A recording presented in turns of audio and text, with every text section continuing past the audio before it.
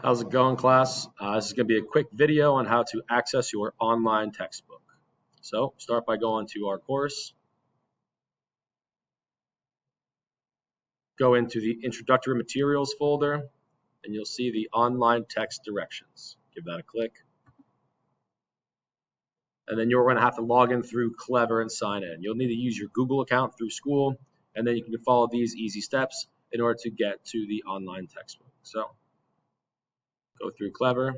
I've already been on the website today, so it automatically is logging me in.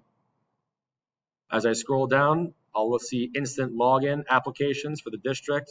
Find Savvis EasyBridge, give that a click. Once in here, you can click on American Government's Book of Magruders. Should take you to this page. Now, you'll need to go on the right-hand side and click on American Government one more time. And that should bring you to the table of contents for this book. Okay, you can scroll over here to eText. Then as you go in, you have all of your topics right here. You can select your topic and easily navigate through the online textbook.